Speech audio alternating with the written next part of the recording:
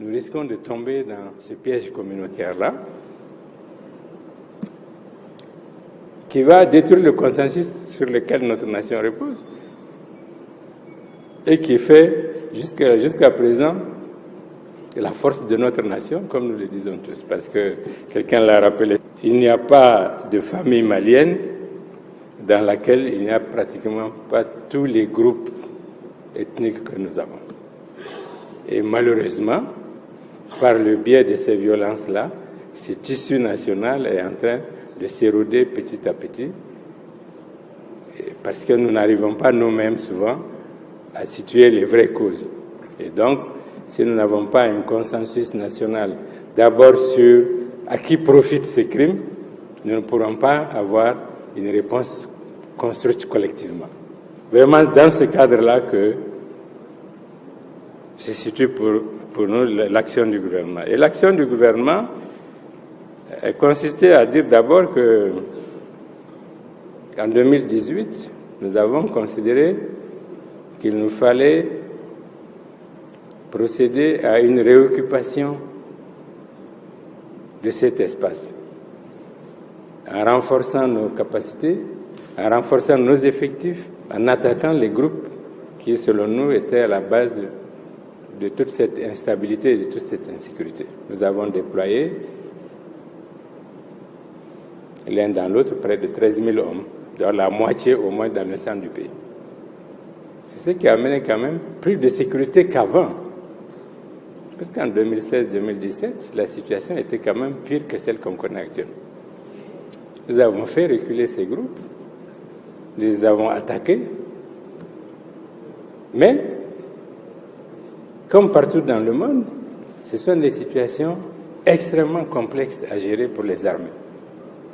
Parce que c'est d'abord des confrontations au milieu de la population, mais nous avons considéré que l'action militaire était primordiale parce qu'elle visait pour nous d'abord à amener plus de sécurité, à faire reculer ces groupes et à créer les conditions pour que d'autres acteurs qui sont moins impliqués ou qui veulent renoncer à la violence puissent petit à petit sortir de cette spirale de violence pour s'insérer dans un nouvel environnement socio-économique. Nous avons élaboré le PSIC, le programme de sécurisation intégrée des régions du centre, qui a 4 volets: la sécurité, la gouvernance, le développement, la communication. Et dans la mise en œuvre de ce programme, nous avons procédé à un maillage important par l'ouverture de plusieurs postes. Et c'est un programme dont le volet sécuritaire devrait s'étendre sur 2 ans, c'est-à-dire finir en octobre 2019. Et à ce jour, nous avons ouvert sur Mopti, dans la région de Mopti, sur la région de Ségou, à peu près 16 nouveaux postes pour la garde, pour la gendarmerie. Et puis nous avons accru les moyens d'intervention, de mobilité et de protection de nos zones.